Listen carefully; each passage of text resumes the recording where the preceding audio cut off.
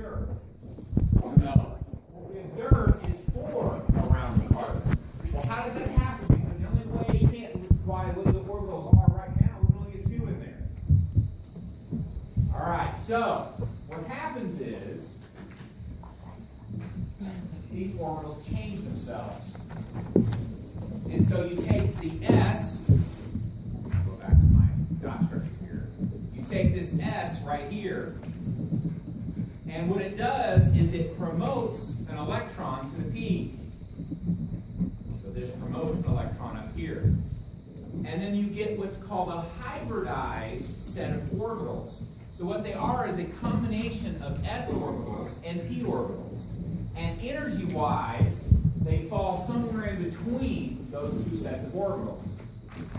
By promoting the electron up here and making these all the same energy, I end up with 4 bonding sites. Now, hydrogen, who's 1s1 with 1 up, can share, and it can do that 4 times and end up with 4 overlaps. It can only do that by changing the orbitals it has to something new. So this is what it looks like visually. So here's the S, right here. We have 3 P's right here. And in fact, this one has 2 electrons in it. So I've got 1 up, 1 down, and then 1 up, then 1 up. Then what happens is this promotes 1 to another P. I have 4 areas, but because of electron density and electrons not liking each other, they're not going to stay in this formation. They're going to change to a new set of orbitals to spread themselves out. The maximum distance these electrons can get away from each other is that shape right there. If they stay like this, they're too close to each other. So they rearrange themselves into a new set of orbitals. These new set of orbitals, or this new set of orbitals, are called sp3 hybrid orbitals. And you need to know that terminology. We can call it Frank, okay, or Bob, or Mary. Okay, but they call it sp3 orbitals, hybridized orbitals. And all it is we've taken an S, right, and 3 P's, and we've made 4 new orbitals that have an average energy in between these 2. That's important. These hybridizations are going to be every single time in between the average of those 2. Because S is filled with 4 P's, right? That's why it's lower energy. Then we fill the P's. Okay? These new orbitals are going to be in between an S and a P. And so carbon has to hybridize in order to make 4 bonds to itself. In fact, many, I would say most molecules hybridize in order to accommodate bonding. Some don't have to, like H2S. Okay? I'm not in particular going to ask you which one of these is going to hybridize or which one of these aren't going to hybridize. If I talk about hybridization, it will always hybridize. Okay? I'm not going to make you make the decision between whether this thing is hybridized or not hybridized. Okay? So, this is called an sp3 hybridized. And it can account for, and here's a picture, a couple different pictures. So, carbon, i.e. if you were drawing a flat example with 3 hydrogens on it, looks like this when we do dot structures. What shape is this molecule? Tetrahedral, right? What are the bond angles of a tetrahedral? That's where these bond angles come from. They come from these hybridized orbitals. The maximum distance these electron densities can get away from each other is a tetrahedral. That bond angle right there is 109.5. So the reason why this turns into a tetrahedral is because of the hybridization. Okay, we can do the same thing with a molecule like this.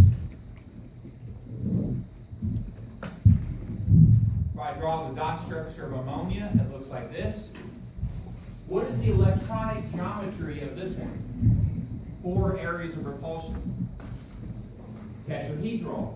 Oh look, that pretty much looks like a tetrahedral if you look at it from its hybridization. So these pairs of electrons occupy one of these orbs.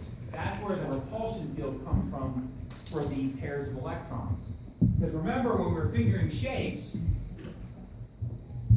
1 area, 2 area, 3 area, 4 areas of repulsion, what's happening is a pair of electrons is sitting in one of those sp3 hybridized orbitals, causing repulsion, i.e. getting the shape. And what's the idealized bond angle here? 109.5. Why is it 109.5? Because of the sp3 hybridized orbitals. So these bond angles that you're messing with all come from hybridization.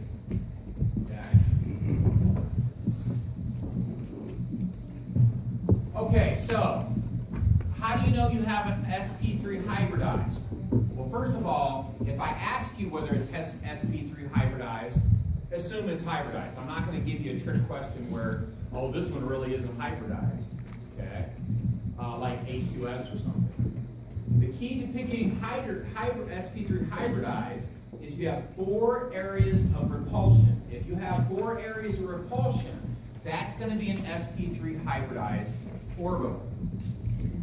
And that area of repulsions can be pairs of electrons, or they can be atoms. Pairs of electrons or atoms.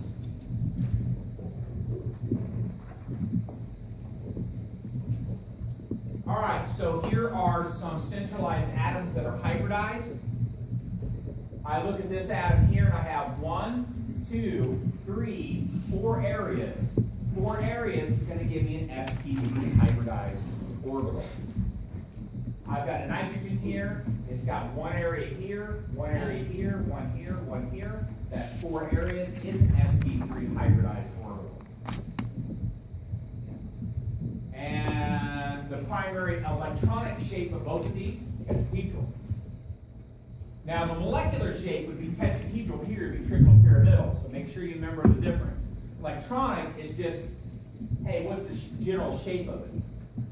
Then we get into specifics when we talk about molecular, which we covered in the last couple.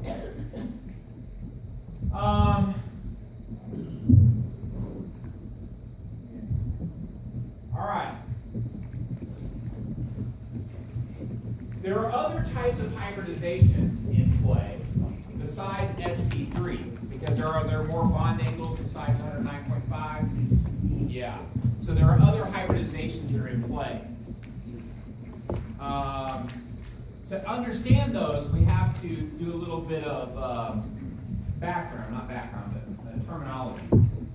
One is called a sigma bond. You're going to hear this in organic every 5 seconds. People are going to talk about sigma and pi bonds. Sigmas are single bonds, and they are the most direct route between the atoms. So they're kind of called single bonds. It's the most direct route between the 2 different atoms. So for example, if I have a hydrogen and a hydrogen, this bond in here is called a sigma bond. It's right in between the 2 atoms.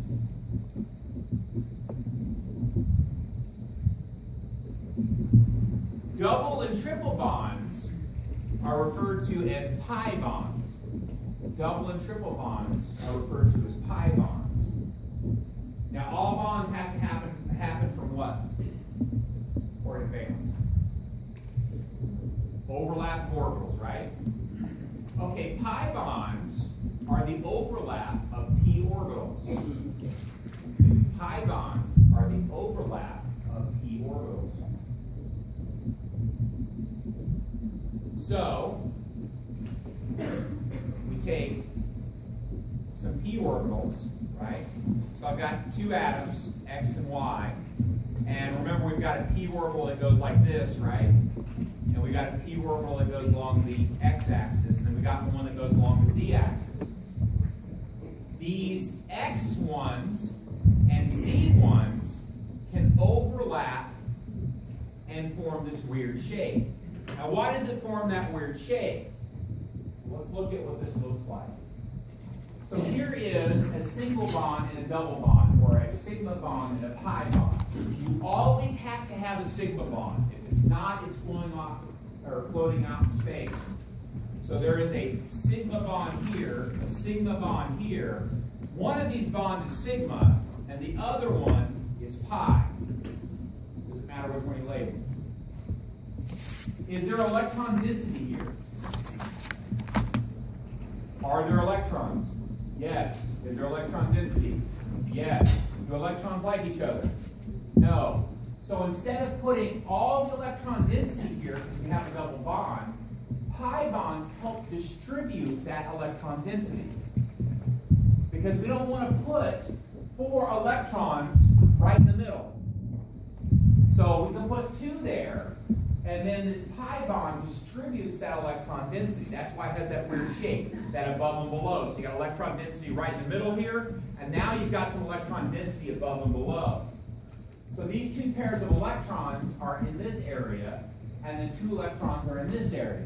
That's how double bonds form. Let's look at a triple bond. I've got one on here somewhere. There's a triple bond. So in this particular molecule, I would have a sigma bond here, a sigma bond here, and one of these 3 would be a sigma, and the other 2 would be pi bonds. So that middle one here is your sigma bond. The outer ones, that strange shape from the overlap of p's, is your double and triple bonds. So double and triple bonds come from what kind of overlaps? P orbitals. Okay, P orbitals are the ones that are causing that shape and that electron density to be thing, and it makes sense. I've got this x, or these y orbitals, we overlap, I get this. We've got these z ones that are like this, they overlap, and we get the other one. The x ones, they're like this, they're not going to form sigmas, or pi bonds. Okay, so armed with this, you should be able to take any molecule, for example, like this, and label sigma and pi bonds. So this would be a sigma bond, sigma bond, sigma bond. One of these, doesn't matter which one, is a sigma, the other must be a pi. Okay? Yeah.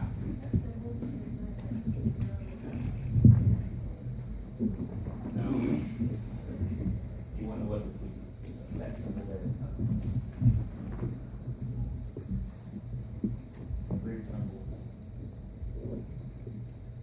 All right. So we have sigma bonds and pi bonds. All right, let's talk about, now that we're armed with these sigma bonds and we're armed with these pi bonds, let's talk about other forms of hybridization. The next type of hybridization we're going to talk about is called an sp2 hybridization. And it has 3 areas of electron domain. It's got one here, and one here. How many does an sp3 have? 4 areas of electron domain. And sp2 has 3 areas of electron domain. So this is, again, where orbitals are going to rearrange themselves in order to accommodate bonding.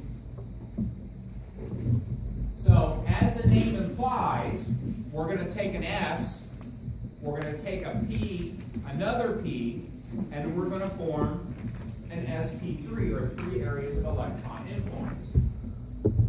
So a classic example of that would be a molecule like this. And looking at just this central atom here.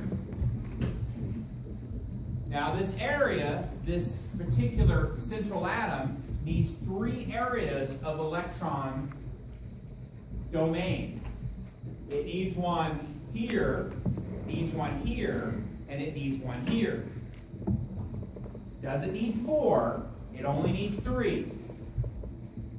So, 3 areas means I need to take an S and 2 P's in order to make 3 areas. Where is the other P orbital, do you think? How many P orbitals are there? 3. How many are we using to make these 3 areas? 2. Where do you think the other one is? It's in the pi bond. That other orbital is making the pi bond. So we're using the s's, and we're using all 3 p's. So we need to come up with 3 areas of influence. That's where the s and 2 of the p's go. And then the pi bond is making the other one. And it looks something like this. So there's my carbon. There are my 3 areas of influence. That's where the sp2 goes. And then this other p that this carbon has is making a double bond. So if you need 4 areas of electron influence, you're in sp3 hybridized. If you need 3 areas of electron influence or domain, then you're going to be in sp2.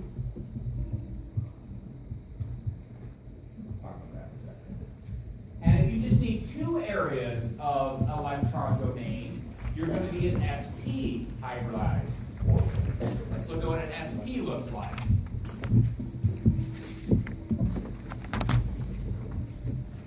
There's carbon. And so this will be the same for each one of these, A or B. These are only going to be central atoms for what we're going to do on our test. So I've got an electron area of influence there. I have an electron area influence there. I'm going to have to hybridize my orbital so I can get 2 areas of influence. Boom and boom. We use an S and a P, why it's called an SP orbitals. So what are these other 2 P's? They're making the pi bonds. Okay? So I've got pi bond, and sigma bond. These are forming sigma bonds. Okay? The other orbitals are forming pi bonds. So this is called an sp3 hybridized. It looks something like this. So there's my carbon. These 2 purple orbs are my sps. And then these double bonds here are all those pi bonds that form. Okay, armed with that, we are going to practice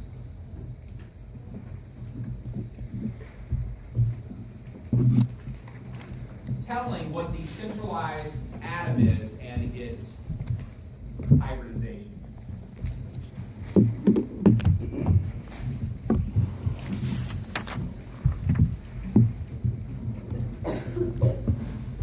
All right, so here is a molecule, and we're going to look at the central atoms, and then I'm going to ask you what type of hybridization is present.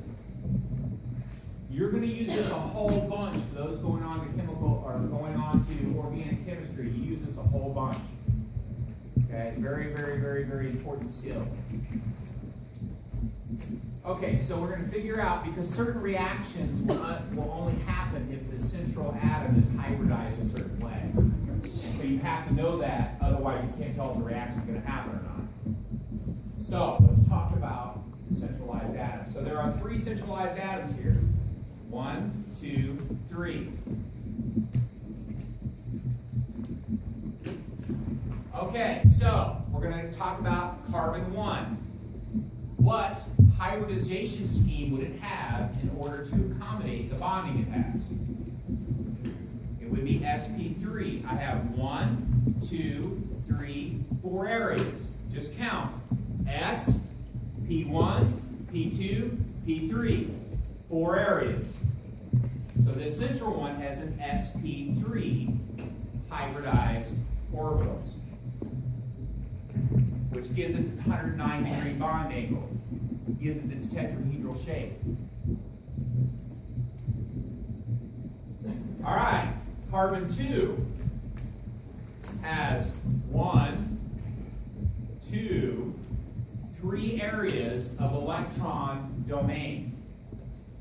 So if I need 3 areas, I just start S, P1, P2, that's 3. So this is an sp2 hybridized orbital. And that's where the 120-degree bond angle comes from.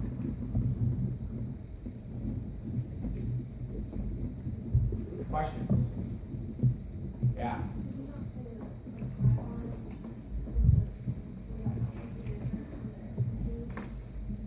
Well, it just means all a pi bond means is that third p orbital that we're not using is in a double bond. So we've got 3 p orbitals, but only 2 of them are hybridizing, forming that special shape of 120. All right, so this next one here. All right, nitrogen, I got 1, 2, 3, and don't forget this, pairs of electron count as an area of domain. So 4 areas makes us sp3.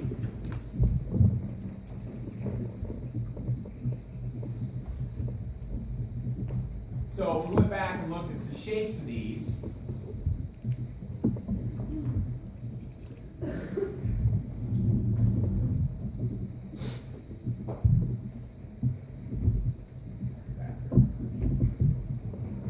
so there's our sp2. So you've got this carbon, hydrogen, carbon, carbon, nitrogen. They're 120-degree bond angles. Why? Because it has 3 areas it needs to make up. So it takes the old orbitals it used to have when it was just an atom by itself. It hybridizes them into new orbitals so that they can accommodate bonding. And that new set of orbitals comes from an s and 2 p's. It has a double bond up here too. That means that one of the p orbitals it didn't use to make these 3 new must be in a pi formation. Hence we get the shape. There's our 120-degree bond angles. Here's our pi's. Questions on that one?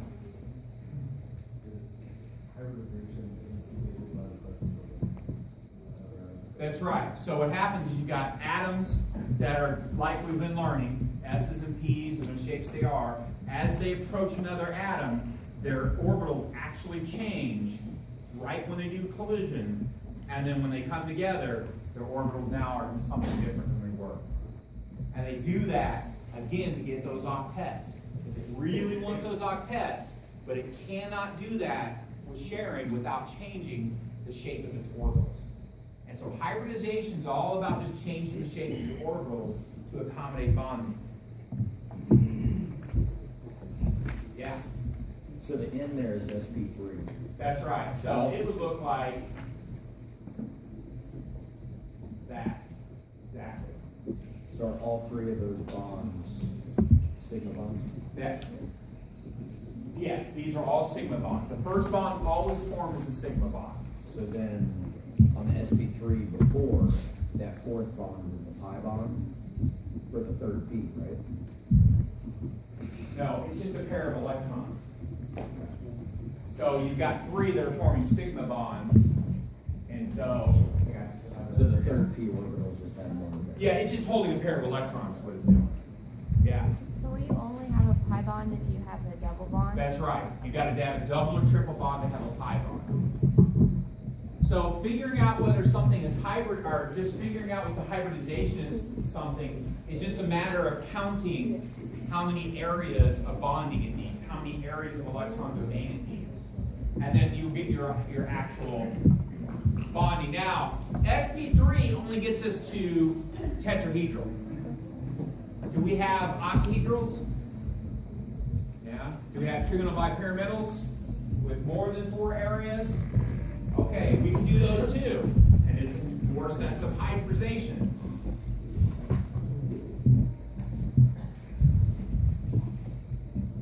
We're going to start using d orbitals. Remember I said that to break or have the expanded octets, you need access to d orbitals? Everything period 3 or lower can have expanded octets. Remember that? Why? Because they have access to d orbitals? This is the reason why right here. So, in this case, I have 1, 2, 3, 4, 5 areas of electron domain. To get 5 areas, we start at the top again. S, Do I have any more P's? So who do I have to go to?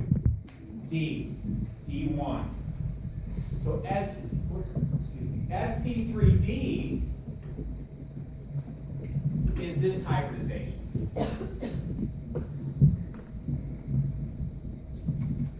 And again, what's going on here is I'm taking an S, I'm taking a P, and I'm taking one of the D's, and I make 5 new bonding areas.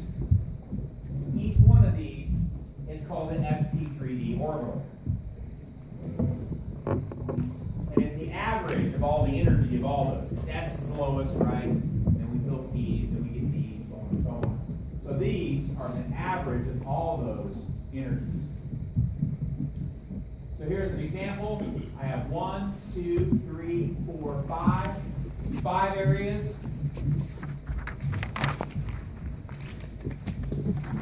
1, 2, 3, 4, 5. So I would need an S, P1, P2, P3, P1. 5 areas. We can have 6 areas, and then we stop. Octahedral is the biggest we went up to, as far as shape-wise. So I have 6 areas. 1, 2, 3, 4, 5, 6 areas. So I use an S, I use P1, I use P2, I use P3. I've only got 4, so I got to go D1, D2. So this is an sp3d2. What if you had 7 areas? What do you think it'd be? That's it. That's all there is to this. Okay? And then an example of that would be something like this. I have 1, 2, 3, 4, 5, 6 areas that I need of influence. So I do my SP 1, 2, 3, D1, D2. Just the biggest mistake students make with these is not counting those pairs of electrons. What's the idealized bond angles of these? 90 degrees. You know that, right? The idealized. Why are they 90 degrees? Because they're 90 degrees in its hybridization. These are 90, or they're 120 this way and then 90 this way. Right? That's where all the bond angles are coming from. They come from these hybridizations. So I expect you to take any atom or any set and tell me the hybridization that's present.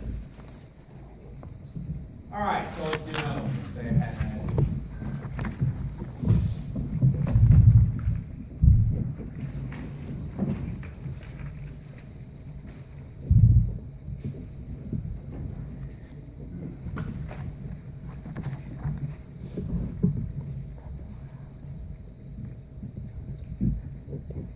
these central atoms here, I want to know the hybridization of all these central atoms. I want to know the hybridization of all those central atoms. Hybridization of all those central atoms. How are the orbitals going to change?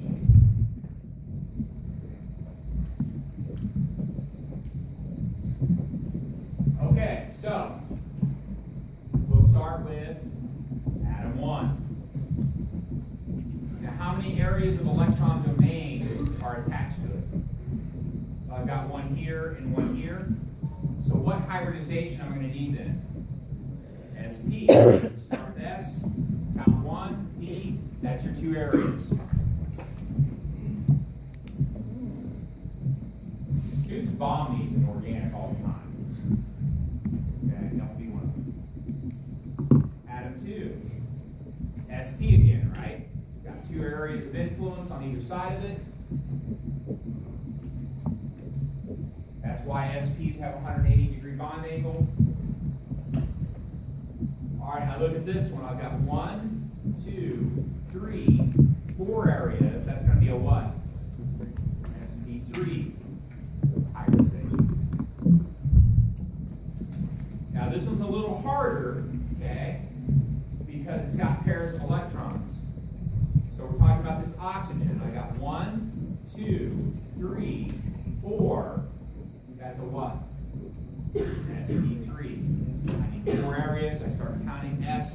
P1, P2, P3. So these are the type of molecules you're going to get on the test. I'm going to say, give me the hybridization of the central atoms, and that's what you do. Yeah? Yeah, this kind of bugs me. Why is it when you've got 6 areas of electron repulsion it's not equal? In shape? Yeah, why is it called not equal? Oh, because it's the number of facings you have. If you draw triangles between them, it's the number of facings you have. It's a math deal. It's the number of sides you have, not the number of atoms you have. Oh, okay. That's why they call it octahedral. So if you were to fill in the sides, it would look like 8 sides. Other questions? It's not my fault, that's math. Okay, so I expect you to come up with these hybridizations. Let's talk about number of sigma bonds here. So I'm just going to label these real quick. There's a sigma here, right? There's always a sigma. Always a sigma. If it's not a sigma, they're not attached. These are pi, sigma, sigma, sigma, sigma, sigma. So you should be able to label sigma bonds. You should be able to label pi bonds. You should be able to tell me the hybridization of central atoms. It's not a bond. Watch it.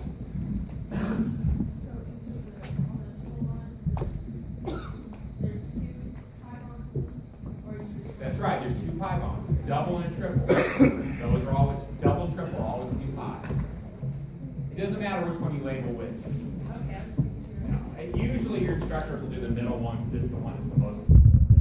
Just the first symbol as a person, it doesn't matter. One of them's got to be sigma, the other two's got to be pi. Other questions? All right, let's kick it up a notch.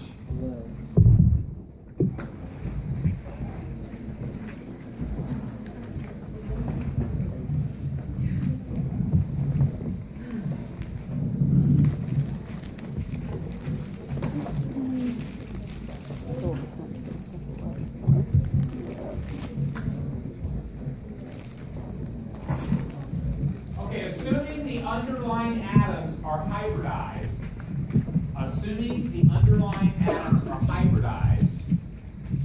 we are going to write the overlaps that are in this molecule. So assuming that the underlying atoms are hybridized, we are going to write the orbital overlaps for this molecule. So assuming the underlying ones are hybridized, we're going to write the overlaps for this molecule.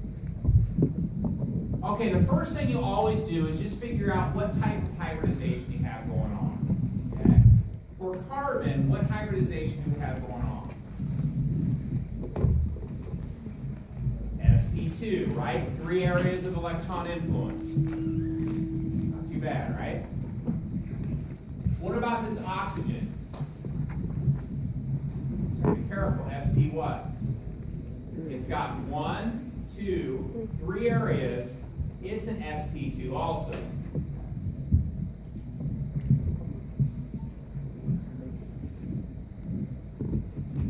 Okay with that? All right, so let me rewrite this a little bit here.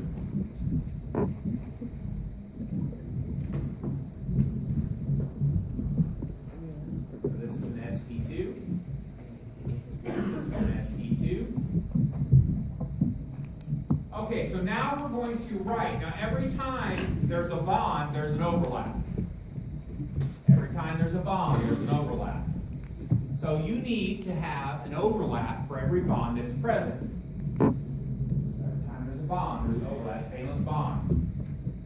Okay, so let's pick them. Doesn't matter which one. I'm going to call this bond 1.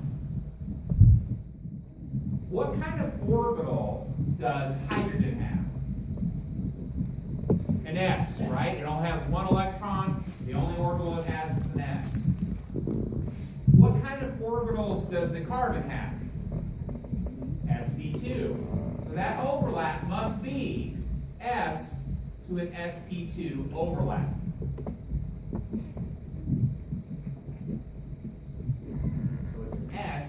sp2 overlap. I have a picture of this.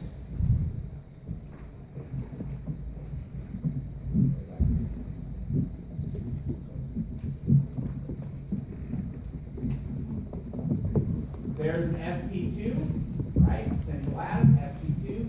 So this is a hydrogen to an sp2 overlap.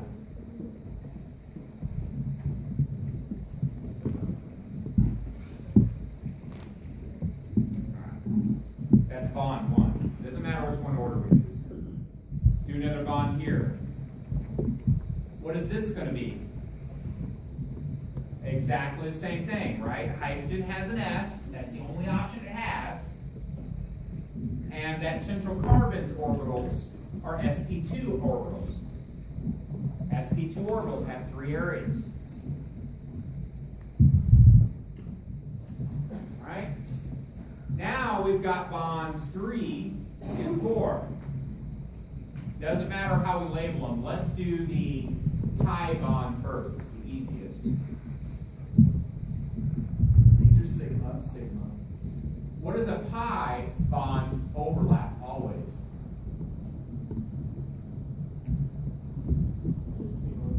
P to P. Pi bonds are always P to P overlaps. I've already said that a couple times, right? Double and triple bonds come from P orbitals overlap. I've got a picture of this. Boom, right here. So double and triple bonds are always going to be a P to P overlap. 4 is our sigma bond, because we always have a sigma bond present and a pi bond present. The carbon has what kind of orbitals? sp2. What does our oxygen have? sp2 also. So that is an sp2 to sp2 overlap. We have now completed our overlaps for our molecule. Yep. Where did you get the S from for 1 and 2? Because hydrogen only has 1 electron.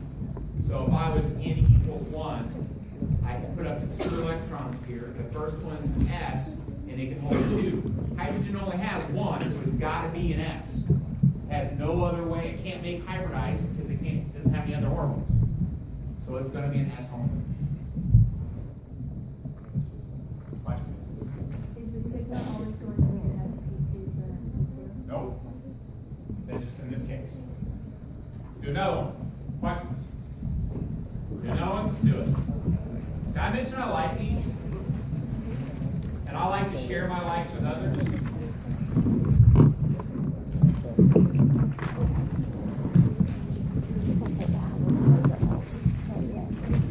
Okay, so let's do all the overlaps of this molecule.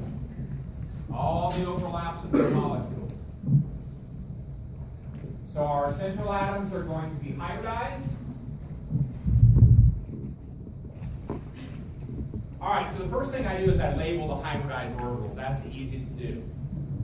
This carbon here, carbon 1, is going to be what? It's going to be sp. Has 2 areas of influence. Carbon 2 is going to be sp.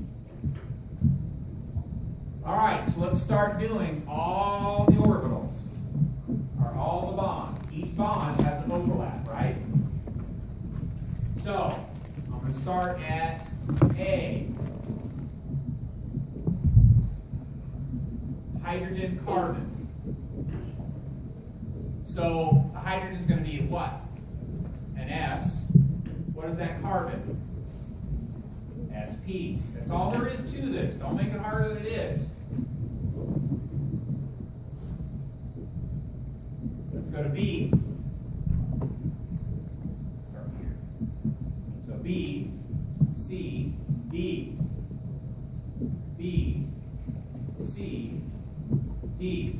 Let's assume that B is a pi bond. It doesn't matter which one you label here as long as they end up being different. So what are all pi bonds? P to P.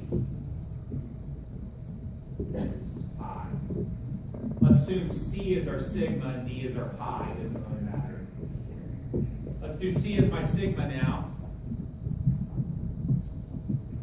So this is a carbon-carbon sigma bond. What is each carbon? sp to sp.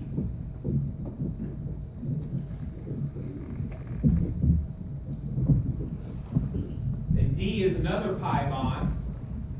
What are all pi bonds? E.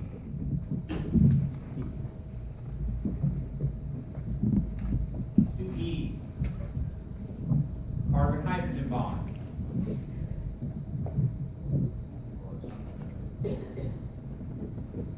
What is carbon? sp. What is hydrogen? What is hydrogen? S. Boom, done. I got a question on, since it's carbon to hydrogen, right?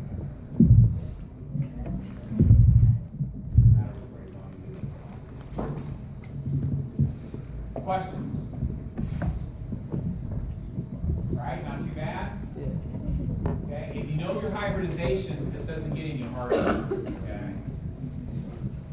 All right, let's do one other.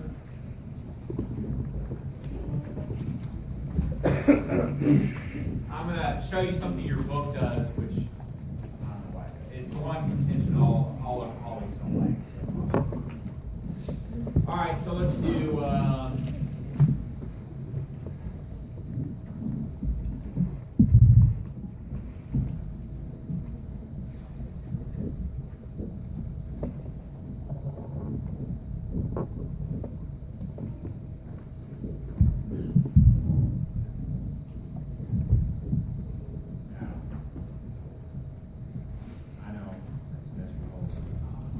Whole world number.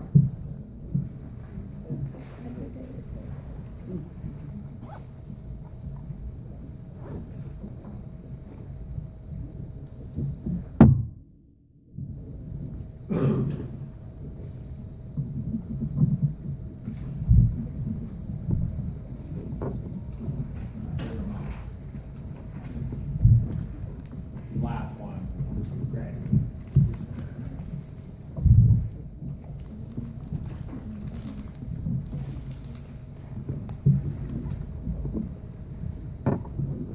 Okay, so when I give you one like this on the test, what I'm going to do is I will underline or tell you which atoms are hybridized. Okay? So I would say something like, the underlying atoms are hybridized. Okay? If I don't underline them or tell you that they're hybridized, assume that they're not hybridized. Okay? And I'll show you what that looks like. So I'm circling or underlining the ones that are hybridized. So the first thing you want to do to write all these overlaps is label what the hybridized orbitals are, right? Okay, so what's chlorine? sp3.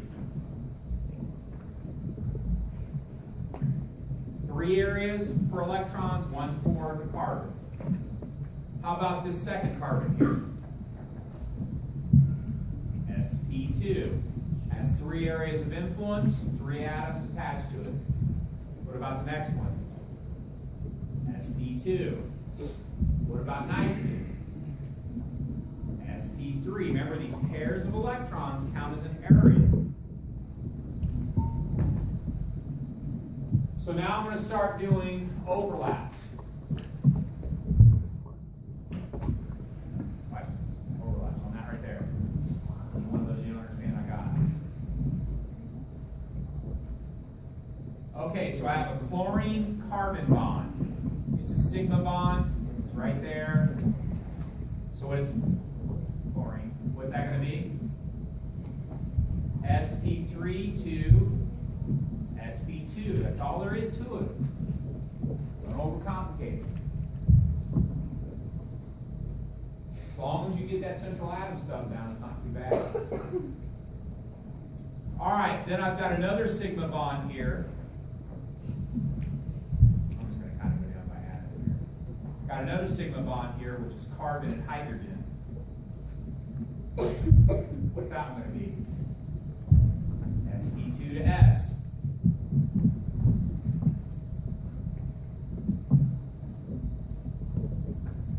Okay, we know one of these bonds here is going to be sigma. What's the other one going to be? Pi. Let's go ahead and do the pi. This is for the carbon-carbon.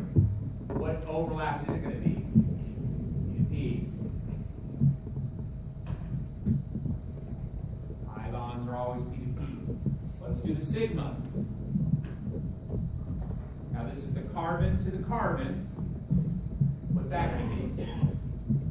sp2 to sp2. Once you have everything labeled, you're just writing stuff.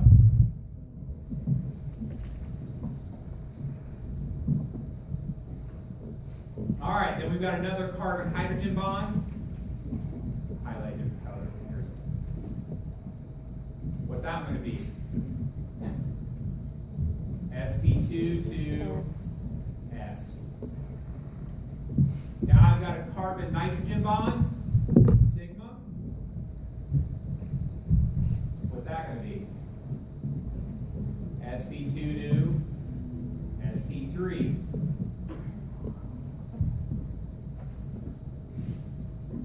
All right, I've got two more. These are going to be the same, sigma and a sigma. These are nitrogen-hydrogen bonds. Both of these are going to be what? sp3 to S. sp3 to S. I can't make it any harder than that. Well, I might. Well, that's pretty much it, right? So, on the test, these are the things you will have. You're going to have to identify the hybridization of the central atoms. You're going to have to identify the hybridization of the central atoms, or the ones I underlined. And then you're going to have to write what the overlaps are. If you can do those two things, you're going to be good for this test. Questions? Okay, here's your render. And it's not my fault. Okay, it's your book's fault. All right. Tro tries to make things easier on you, but lies to you. Okay? It will treat non-hydrogens that are terminal as non-hybridized atoms. Okay? If you go on the internet, and most of them are going to tell you that that's an sp3 chlorine, and that it's hybridized. Okay? But Tro tries to make everything easier for you. So he takes all these terminal atoms, he calls them non-hybridized, and says, well, chlorine is in the P block. And so instead of being sp3, he will call this a P to sp2. Chlorine's in the P block right over here. Okay, it's got P orbitals. So he'll say these aren't hybridized. Let's just keep it simple, and we'll call this the P block to the sp2. So if you see that, don't panic. On the test, I will tell you which ones are hybridized. Okay, so life is easy. But if you do some of the back of the chapter problems, he's going to start calling this thing a P instead of an sp3. But if you go to the internet, it's called an sp3. Go to your book, it's a P. I didn't do it. Okay. So I will signify on the test what's hybridized, so there's no confusion. But if you do some of the back of the chapter problems, be careful. Those chlorines and fluorines and stuff, he'll label as a P and not as an sp3. Okay? That's all you have to remember. And in fact, if you look at one of his graphics, somewhere along here, notice he calls that oxygen there a P, instead of saying that's an sp2. Because you would predict it to be, oh, okay, here is this, this, and this, and that's an sp2. And that's what your organic professor is going to do. He's going to call that an sp2, and no way in hell is he going to call that a P. Okay? So, just be careful. He does this to make life easy on you, so you don't have to predict what's going to be hybridized and what's not. So if you see this here, I will always label this as an sp2 on the test, and I will say this is hybridized. Okay? Questions on that? Okay. So just don't let that trip you up. All right. It's in the book. I can't control it. Most of the time we like the book, but there's a couple things. There's one of them. Pretty much most, I'll use my piece of words, most central atoms hybridize. Yeah. And your terminal ones can or can't, but we're not going to get into that. And that's why he likes to do what's called non-hybridized. But I'm trying to do what your organic professors are going to do, because that's what you're going to see. Then we're going to call that option SPP here. All right, last thing is these pi bonds are important in one aspect, and you kind of need to know this. In this particular atom here, this bond here can rotate. And so when you see this molecule,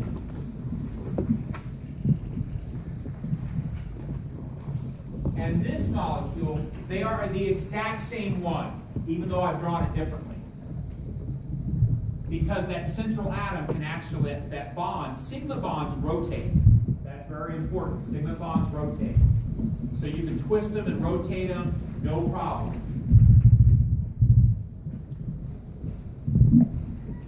Sigma bonds rotate. That's important.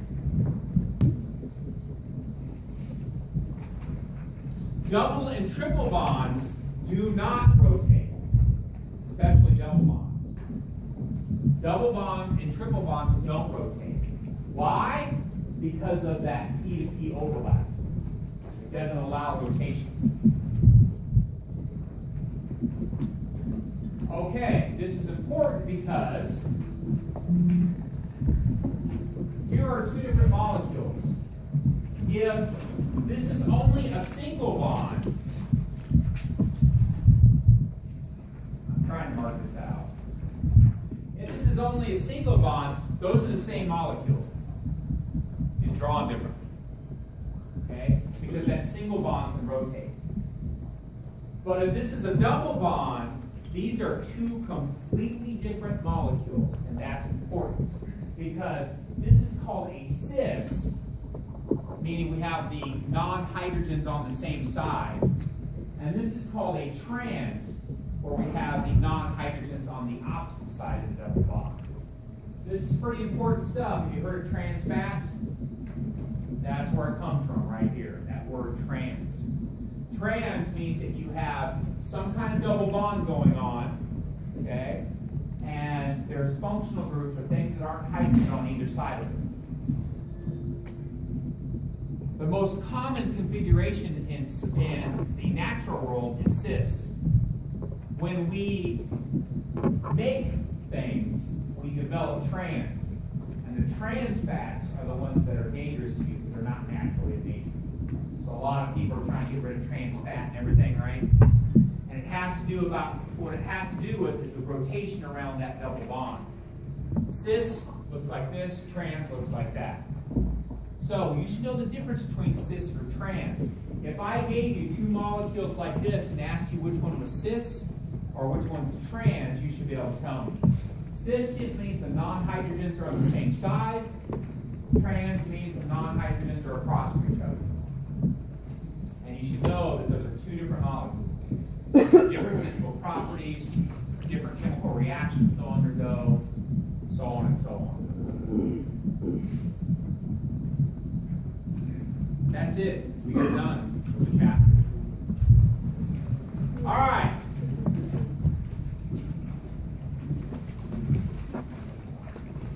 One thing I want to do. Here's kind of a summary of all the different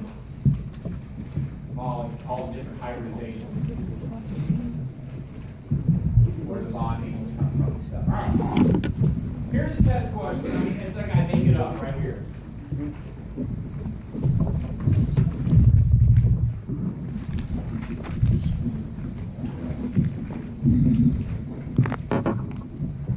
All right.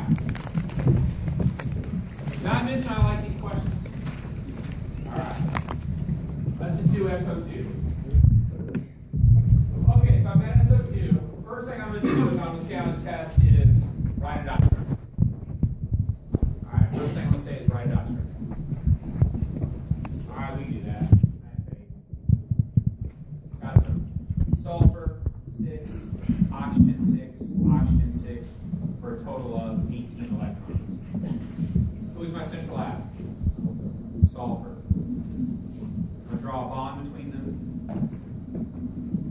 I'm going to make some octets. This is last test material. You're going to have to use it still a lot for this test. No rest for the weary. So each of those oxygens has 8. That would be a total of 16. I need to use how many? I'm going to put 2 on sulfur here. Are we good? No. Sulfur has how many?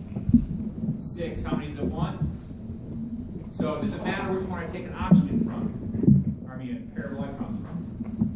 I'm going to pick this side. It doesn't matter. Could I pick the other side? What's the word for that?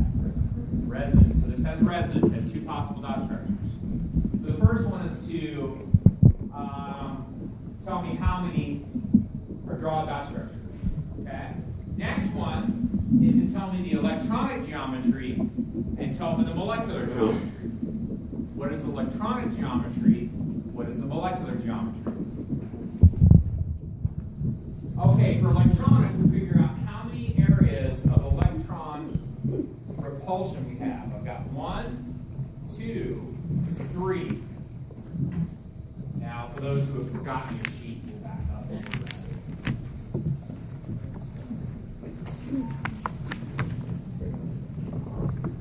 Right, I have this out. So if we have 3 areas of electron repulsion, what category of electron geometries is put this in? Trigonoplanar. So the electron geometry is trigonoplanar. What is the molecular geometry? Molecular geometry is bent.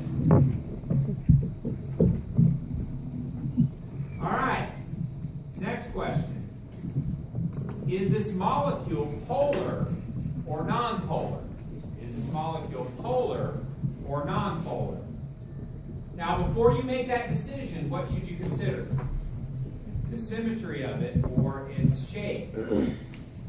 So in reality, this thing is bent. If it's bent, is it polar or nonpolar? This is pulling, this is pulling. Are they opposite equal? No, therefore this is a polar molecule. So the molecular polarity, polar. Okay? All right. What is the bond type? What are the bond types or bond polarities? Well, I have a sulfur double bond, a sulfur single bond, and if there are 2 nonmetals not the same, they are polar covalent. So the bond types are polar covalent. So the molecular polarity, polar. Bond polarity, polar covalent. Okay, next question I might ask you is, what is the hybridization of the central atom? What is the hybridization of the central atom? What is the hybridization of the central atom? So here's my central atom. I have 1, 2, 3 areas of electron domain. That makes me a what? sp2.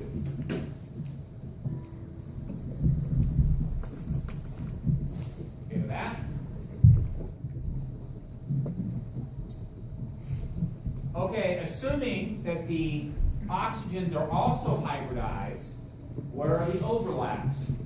Assuming the oxygens are also hybridized, what are the overlaps?